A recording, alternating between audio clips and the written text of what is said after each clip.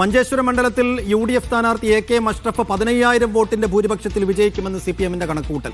മണ്ഡലത്തിൽ LDF നില മെച്ചപ്പെടുത്തുമെന്നും CPM വിലയിരുത്തുന്നു. CPM മണ്ഡലം കമ്മിറ്റി ജില്ലാ കമ്മിറ്റിക്ക് നൽകിയ തെരഞ്ഞെടുപ്പ് വിശകലന റിപ്പോർട്ടിലാണ് കണക്കുള്ളത്.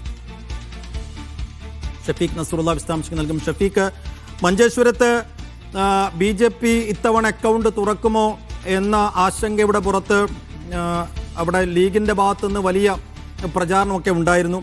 SDPIയുടെ സ്റ്റാൻഡ് അവിടെ SDPIയുമായി BJPക്ക് ഡീലുണ്ട് എന്ന തരത്തിലുള്ള വാർത്തകളൊക്കെ തുടക്കത്തിൽ വന്നിരുന്നു. ഏറ്റവും ഒടുക്കം UDFും പ്രത്യേകിച്ച് മുസ്ലിം ലീഗ് സ്ഥാനാർത്ഥി അവിടെ AK അഷ്റഫ് പ്രചാരണ ഘട്ടത്തിൽ കാര്യമായ ലീഡെടുത്തു എന്ന ഒരു വിലയിരുത്തൽ തന്നെയാണോ പാർട്ടിക്കുള്ളത്?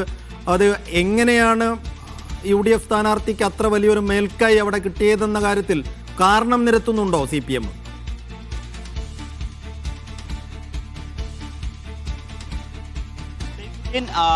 മഞ്ചേശ്വരം നിയമസഭാ മണ്ഡലത്തിൽ UDF വ്യക്തമായ മേധാവിത്വം പുലർത്തുന്നു എന്നതാണ് CPM-ന്റെ ഒരു കണക്കുകൂട്ടൽ. 15,000-ഓളം വോട്ട് വ്യത്യാസം UDFും NDAയും തമ്മിലുണ്ട് എന്നാണ് അവസാന തെരഞ്ഞെടുപ്പ് വിശകലനത്തിൽ CPM-ന്റെ ഒരു കണക്കുകൂട്ടൽ. CPM-ന് തുളു മേഖലയിൽ കൂടുതൽ സ്വാധീനമുണ്ടാക്കാൻ കഴിഞ്ഞു എന്നും അവർ കണക്കുകൂട്ടുന്നുണ്ട്.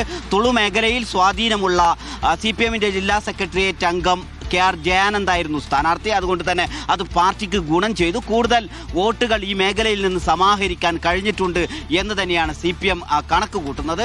ഈ CPM-ന് 2021 ലഭിക്കാതിരുന്ന BJPയിലേക്ക് പോയിരുന്ന കുറേ വോട്ടുകളുണ്ട്. ഈ മഞ്ചേശ്വരം മണ്ഡലത്തിൽ CPM സ്വാധീന മേഖലകളിലടക്കം BJP വലിയ സ്വാധീനമുണ്ടാക്കുകയും 2021 അത് ശ്രീ K സുരേന്ദ്രന് വോട്ടാവുകയും മാറിയിരുന്നു. അങ്ങനെ 2021 സുരേന്ദ്രന് ലഭിച്ച വോട്ട് ഇത്തവണ പാർട്ടി വോട്ട് പാർട്ടിക്ക് തന്നെ LDFന് തിരിച്ചു പിടിക്കാൻ കഴിഞ്ഞു എന്നതാണ് അവർ ഒരു നേട്ടമായി കാണുന്നത്. അതോടൊപ്പം ഇത്തവണ SDPI വോട്ടിട്ടത് LDFനാണ്. LDFന് അത് വോട്ട് ലഭിച്ചു എന്നും അവർ വിശകലനത്തിൽ സൂചിപ്പിക്കുന്നുണ്ട്. പക്ഷേ വോട്ട് വ്യത്യാസം വലിയ തോതിൽ ഉണ്ടാവാനുള്ള ഒരു കാരണം മുസ്ലിം സംഘടനകളാകെയും UDFനെ തന്നെ പിന്തുണച്ചു. കഴിഞ്ഞ പരമ്പരാഗതമായി LDFനെ പിന്തുണക്കുന്ന മുസ്ലിം സംഘടനകൾ പോലും ഇത്തവണ മഞ്ചേശ്വരത്ത് AK അഷ്റഫിനെയാണ് പിന്തുണച്ചത്.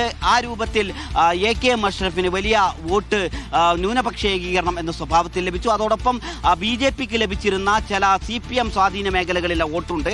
അത് തിരിച്ച് CPM തന്നെ ഇത്തവണ പിടിച്ചു. അങ്ങനെ K സുരേന്ദ്രന് വലിയ നേട്ടമുണ്ടാക്കാൻ ഇത്തവണ കഴിഞ്ഞിട്ടില്ല എന്നതാണ് CPM-ന്റെ ഒരു കണക്കുകൂട്ടൽ.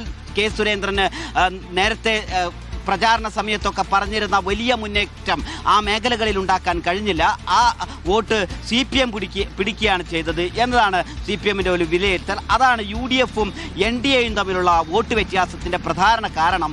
ആ വോട്ട് വ്യത്യാസം വരുമ്പോൾ 15,000-ഓളം വോട്ടിൻ്റെയെങ്കിലും ഭൂരിപക്ഷത്തിൽ AK അഷ്റഫ് വിജയിക്കും മണ്ഡലത്തിൽ എന്നതാണ് കണക്കുകൂട്ടൽ. ഇതിന് പ്രധാനമായ രണ്ട് കാരണങ്ങളിൽ ഒന്ന്, ഈ തുളു മേഖലയിൽ വലിയ സ്വാധീനമുള്ള CPM-ന്റെ നേതാവിനെ തന്നെ ആ ഭാഗത്ത് മഞ്ചേശ്വരത്ത് LDFന്റെ സ്ഥാനാർത്ഥിയായി മത്സരിപ്പിച്ചപ്പോൾ തുളു മേഖലയിൽ സാധാരണ CPM കേന്ദ്രങ്ങൾ തന്നെയാണ് CPM-നാണ് വോട്ടിടുന്നത്. പക്ഷേ കഴിഞ്ഞ കുറേ കാലങ്ങളായി BJPക്ക് വോട്ടിടുന്ന ഒരു സാഹചര്യമുണ്ടായിരുന്നു. അവരെ തിരിച്ച് LDFിലേക്ക് തന്നെ തിരിച്ചു കൊണ്ടുവരാനും അവരുടെ വോട്ട് തിരിച്ച് LDFന് കിട്ടുകയും ചെയ്യുന്ന ഒരു സാഹചര്യമുണ്ടായിരുന്നു. BJPയെ സംബന്ധിച്ചിടത്തോളം വലിയ നഷ്ടമുണ്ടാക്കുന്നു. അതോടൊപ്പം തന്നെ SIR ഒരു പ്രധാന ഘടകമായി മാറി. 2021 K സുരേന്ദ്രന് വോട്ടിട്ടവർക്ക് ധാരാളം പേർക്ക് SIR വന്നതോടുകൂടി അവരുടെ വോട്ട്, ഇരട്ട വോട്ട്, സ്ഥലത്തില്ലാത്തവരുടെ വോട്ട് എന്ന രൂപത്തിൽ ആ വോട്ടുകൾ SIR-ൽ തള്ളിപ്പോവുകയാണ് ഉണ്ടായത്. SIR-ൽ മഞ്ചേശ്വരത്ത് തള്ളിയതിൽ 90% ഇങ്ങനെ BJPക്ക് ലഭിക്കാവുന്ന വോട്ടായിരുന്നു. ഇതും K സുരേന്ദ്രനൊരു തിരിച്ചടിയായി. അങ്ങനെ K സുരേന്ദ്രന് 2021 ലഭിച്ച വോട്ടിനേക്കാൾ കൂടുതൽ വലിയൊരു മുന്നേറ്റം ഇത്തവണ ഉണ്ടാക്കാൻ കഴിഞ്ഞില്ല. അതോടൊപ്പം തന്നെ SIR-ൽ കൂട്ടിച്ചേർന്ന വോട്ടുകൾ മുഴുവനും UDF അനുകൂല വോട്ടുകളാണ്. അതോടൊപ്പം ഇത്തവണ SDPI മത്സരിക്കുന്നു എന്ന വലിയ പ്രചാരണമുണ്ടായപ്പോൾ മുസ്ലിം സംഘടനകൾ ഒന്നിച്ച് SDPIയുടെ സ്ഥാനാർത്ഥിത്വം BJPക്ക് ഗുണം ചെയ്യും എന്ന സ്വഭാവത്തിൽ ഒരു പ്രചാരണം നടത്തുകയും അത് മുസ്ലിം സംഘടനകളുടെ മുഴുവൻ പിന്തുണയും UDFന് ലഭിക്കുന്ന ഒരു സാഹചര്യത്തിലേക്ക് എത്തുകയും ചെയ്തു. ഇത് ഒരു ന്യൂനപക്ഷ ഏകീകരണത്തിന് ഗുണം ചെയ്തു എന്നതാണ് CPM-ന്റെ ഒരു വിലയിരുത്തൽ. അങ്ങനെയാണ് കൂടുതൽ വോട്ടുകൾ സമാഹരിക്കാൻ UDF കേന്ദ്രങ്ങൾക്ക് സാധിച്ചത്.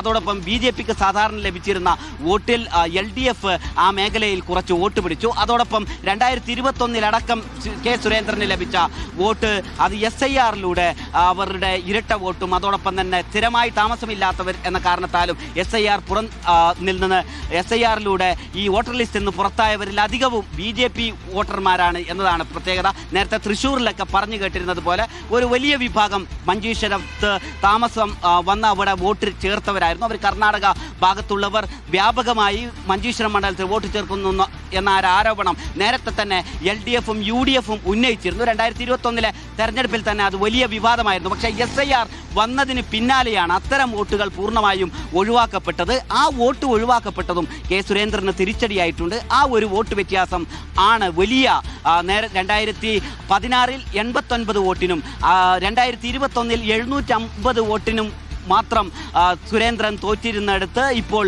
10,000-ത്തിലധികം വോട്ടിന്റെ വ്യത്യാസത്തിലാണ് കെ സുരേന്ദ്രന്റെ 4ാമത് മത്സരത്തിൽ പരാജയപ്പെടുന്നത് എന്നതാണ് പ്രത്യേക. അത്തരം ഒരു സാഹചര്യമാണ് ഇപ്പോൾ ഏറെ പിന്നിൽ BJP പോവും എന്നൊരു നിരീക്ഷണത്തിന് കാരണമായി CPM വിശകലന റിപ്പോർട്ടിൽ സൂചിപ്പിച്ചിട്ടുള്ളത്. സൈഫുദ്ദീൻ.